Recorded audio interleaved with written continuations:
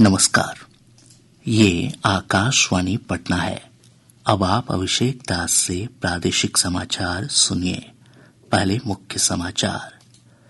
मुख्यमंत्री नीतीश कुमार ने पटना में प्रधानमंत्री आवास योजना ग्रामीण के तहत 3 लाख से अधिक लाभार्थी परिवारों के बीच प्रथम किस्त के रूप में 1,200 करोड़ रुपए की राशि हस्तांतरित की। राज्य सरकार ने भागलपुर में गंगा नदी पर सुल्तानगंज अगवानी घाट के बीच निर्माणाधीन पुल के ध्वस्त होने के मामले में निर्माण एजेंसी को प्रतिबंधित किया। दोषी अभियंताओं के खिलाफ आरोप गठित। सुप्रीम कोर्ट के आदेश के आलोक में राजद के बर्खास्त विधान पार्षद सुनील कुमार सिंह की विधान परिषद सदस्यता फिर से हुई बहाल। और राज्य सरकार ने प्रवासी श्रमिकों के कल्याण के लिए बिहार प्रवासी कामगार ऐप लॉन्च किया। अब समाचार विस्तार से। मुख्यमंत्री नीतीश कुमार ने आज पटना में प्रधानमंत्री आवास योजना ग्रामीण के तहत 3 लाख लाभार्थी परिवारों के बीच प्रथम किस्त की राशि अंतरित की। श्री कुमार ने लाभार्थी परिवारों के बैंक खाते में डीबीटी के माध्यम से 1,200 करोड़ रुपए भेजे। प्रथम किस्त के रूप में प्रति परिवार 40,000 रुपए दिए गए हैं। इस अवसर पर श्री कुमार ने लाभुक परिवारों को बधाई दी। साथ ही उन्होंने अधिकारियों से केंद्र और राज्य सरकार की योजनाओं का सही ढंग से कार्यान्वयन सुनिश्चित करने को कहा, ताकि लोगों को किसी प्रकार की परेशानी नहीं हो। इधर जिला मुख्यालयों में समारोह आयोजित कर प्रधानमंत्री आवास योजना के लाभुकों का गृह प्रवेश कराया गया। राज्य सरकार ने भागलपुर में गंगा नदी पर सुल्तानगंज अगवानी घाट के बीच निर्माणाधीन पुल के एक हिस्से के ध्वस्त होने के मामले में निर्माण एजेंसी को प्रतिबंधित कर दिया है। उप मुख्यमंत्री विजय कुमार सिन्हा ने आज पटना में संवाददाताओं से बातचीत में कहा कि मामले में दोषी पाए गए अभियंताओं के खिलाफ आरोप का गठन कर विभागीय कार्रवाई के आदेश दिए गए हैं।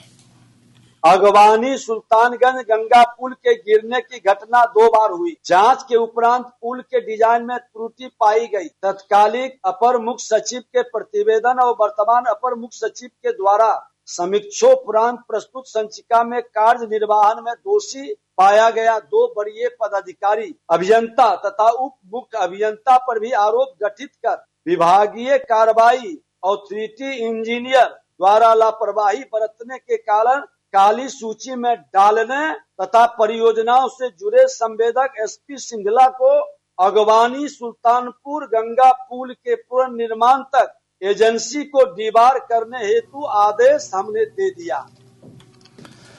सुप्रीम कोर्ट के आदेश के आलोक में राजद के बर्खास्त विधान पार्षद सुनील कुमार सिंह की विधान परिषद सदस्यता फिर से बहाल कर दी गई है। विधान परिषद के सभापति अवधेश नारायण सिंह ने आज सदन में इसकी घोषणा की। उन्होंने कहा कि सुप्रीम कोर्ट के आदेशानुसार उन्हें बर्खास्त रहने की अवधि के वेतन और अन्य भत्तों का लाभ नहीं मिलेगा। गौरतलब है कि मुख्यमंत्री नीतीश कुमार की भाव भंगिमा की नकल करने के आरोप में सुनील कुमार सिंह की सदस्यता समाप्त कर दी गई थी। विधान परिषद के इस फैसले को उन्होंने सुप्रीम कोर्ट में चुनौती दी थी। विधानसभा में आज से वित्तीय वर्ष 2025-26 के बजट पर चर्चा की शुरुआत हुई। चर्चा कल भी जारी रहेगी। भोजनावकाश के बाद विधानसभा अध्यक्ष नंदकिशोर यादव ने कहा कि सदन में बजट पर 240 मिनट चर्चा होगी। इससे पहले आज सुबह सदन में प्रश्नकाल सुचारू रूप से चला। प्रश्नकाल के दौरान राजद विधायक मुकेश यादव ने गंगा जल की गुणवत्ता पर सवाल उठाए। उन्होंने कहा कि राज्य में किसी भी जगह गंगा का पानी न तो पीने और न ही नहाने के लायक है। वन और पर्यावरण मंत्री सुनील कुमार ने स्वीकार किया कि शहरों से निकलने वाले अनुपचारित गंदे पानी के कारण गंगा और उसकी सहायक नदियों में बैक्टीरिया की मात्रा मानक स्तर से अधिक है। उन्होंने सदन को बताया कि नदी को प्रदूषण मुक्त करने के लिए 32 सीवरेज ट्रीटमेंट प्लांट स्थापित किए जा रहे हैं। एक प्रश्न के उत्तर में शिक्षा मंत्री सुनील कुमार ने कहा कि शिक्षकों के स्थानांतरण की प्रक्रिया अगले 2 महीने में पूरी कर ली जाएगी। उन्होंने कहा कि तबादले से असंतुष्ट शिक्षकों के लिए जिला, प्रमंडल और राज्य स्तर पर कमेटी का गठन किया गया है। कोई असंतुष्ट है अपने पोस्टिंग से तो हम लोगों ने डिस्ट्रिक्ट मजिस्ट्रेट की अध्यक्षता में कमेटी बनाई है और उसी तरह कमिश्नर जो डिवीजन में उनकी अध्यक्षता में और अंतोगत्वा हम लोगों ने एक सेक्रेटरी के स्तर पर एक कमेटी मुख्यालय में बनाई है कि सारी प्रक्रिया पूरी हो जाने के बाद भी अगर किसी शिक्षक शिक्षिका को फिर भी शिकायत रह गई है तो अपना वो पिटीशन दे सकते हैं, कर देंगे। इधर आज सदन की कार्यवाही शुरू होने से पहले बीपीएससी की 70वीं संयुक्त एकीकृत प्रारंभिक प्रतियोगिता परीक्षा फिर से करवाने की मांग को लेकर राजद और कांग्रेस समेत सभी विपक्षी दलों ने विधानमंडल परिसर में प्रदर्शन किया। राज्य सरकार ने प्रवासी श्रमिकों के कल्याण के लिए आज बिहार प्रवासी कामगार ऐप लॉन्च किया। ऐप का लोकार्पण करते हुए श्रम संसाधन मंत्री संतोष कुमार सिंह ने कहा कि प्रवासी मजदूरों को इस ऐप के जरिए रोजगार, कौशल विकास, सरकारी योजना और सामाजिक सुरक्षा योजनाओं से जुड़ने में मदद मिलेगी। उन्होंने बताया कि सरकार ने 20 लाख प्रवासी मजदूरों के पंजीकरण का लक्ष्य रखा है। बिहार प्रवासी कामगार ऐप के रूप में हम लोगों ने लॉन्च किया है और ये बिहार प्रवासी कामगार का डेटा होना कितना जरूरी है ये कोरोना ने बताया है। और जो मेरे एक्चुअल बिहार के भाई हैं जो लाभार्थी हैं उनके खाते में जाए डीबीटी के माध्यम से उनका एक डेटा संग्रह करने के लिए कि एक्चुअल में बिहार के कितने ऐसे हमारे प्रवासी भाई हैं जो बिहार से बाहर रहते हैं, सबकी चिंता करते हुए और उन लोगों को भी डिटेक्ट करके उनके सरकारी योजनाओं को लाभ पहुंचाया जाए। पंचायती राज मंत्रालय ने आज आदर्श महिला अनुकूल ग्राम पंचायत पहल की शुरुआत की। पंचायती राज राज्य मंत्री एसपी सिंह बघेल ने नई दिल्ली में आयोजित राष्ट्रीय सम्मेलन में कहा कि यह पहल मंत्रालय के अंतर्राष्ट्रीय महिला दिवस समारोह का एक हिस्सा है। इसका उद्देश्य प्रत्येक जिले में कम से कम एक आदर्श महिला अनुकूल ग्राम पंचायत की स्थापना करना है। प्रादेशिक समाचार आप आकाशवाणी पटना से सुन रहे हैं और अब एक जरूरी सूचना। आकाशवाणी का प्रादेशिक समाचार एकांश पटना हिंदी भाषा के लिए आकस्मिक समाचार संपादक और आकस्मिक प्रसारण सहायक का पैनल तैयार करने के लिए योग्य अभ्यर्थियों से आवेदन आमंत्रित कर रहा है। आवेदन की अंतिम तिथि 7 मार्च है। अधिक जानकारी newsonair.gov.in के वैकेंसी सेक्शन या प्रादेशिक समाचार एकांश पटना के एक्स हैंडल @AIRnews_पटना से प्राप्त की जा सकती हैं। अब बढ़ते हैं समाचारों की ओर। पटना स्थित ललित नारायण मिश्रा आर्थिक विकास और सामाजिक परिवर्तन संस्थान में आज विकसित बिहार की नींव बजट 2025 विषय पर एक परिचर्चा का आयोजन किया गया। परिचर्चा को संबोधित करते हुए उप मुख्यमंत्री सह वित्त मंत्री सम्राट चौधरी ने कहा कि केंद्र के बजट के बाद राज्य के बजट में भी कृषि क्षेत्र पर विशेष ध्यान दिया गया है। हम लोगों ने कई चीजों की सेक्टर में चेंजेस करने का प्रयास किया है। जैसे कृषि सेक्टर है, कृषि के सेक्टर में हम लोगों ने बाजार, हमारे पास प्रोडक्ट है, हमारे जो किसान है आज भी पूरे प्रदेश में 57% लोग सीधा खेती पर निर्भर है। तो हम लोगों ने ये तय किया कि आज अभी 1200 करोड़ लगाकर नीतीश कुमार के नेतृत्व में 21 जिले में हम बाजार समिति बना रहे हैं। इसको हम 3800 जिले में बनाने का काम शुरू करेंगे। हम 500-3400 ब्लॉक में तरकारी केंद्र खोलेंगे जिससे कि किसान सीधा जाकर अपने खेत के सामान को बेच सके। इधर आज पटना में भारतीय उद्योग परिसंघ CII के बिहार चैप्टर की वार्षिक बैठक आयोजित की गई। बैठक को संबोधित करते हुए उप मुख्यमंत्री सम्राट चौधरी ने कहा कि बिहार में अब निवेश के अनुकूल माहौल है। उन्होंने कहा कि राज्य में नई औद्योगिक नीति लाई जा रही है जिससे उद्योग धंधों के लिए और अनुकूल स्थितियां बनेंगी। समारोह को संबोधित करते हुए उद्योग मंत्री नीतीश मिश्र ने कहा कि वित्तीय वर्ष 2025-26 का बजट भविष्योन्मुखी है। उन्होंने कहा कि राज्य में उद्योग को लेकर उत्साहजनक माहौल बना है।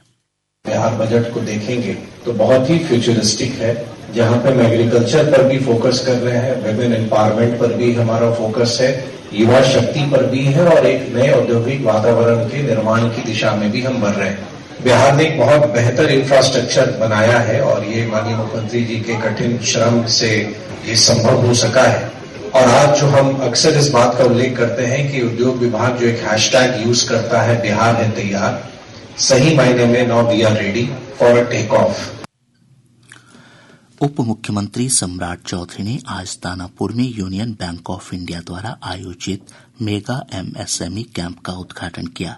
इस दौरान उन्होंने जीविका दीदी समूह, एमएसएमई और अन्य क्षेत्रों के चिन्हित लाभार्थियों के बीच 40 करोड़ रुपए ऋण वितरित किए। प्रदेश में मौसम शुष्क बना हुआ है। अधिकांश स्थानों का अधिकतम और न्यूनतम तापमान सामान्य से 2 से 4 डिग्री सेल्सियस अधिक रिकॉर्ड किया गया।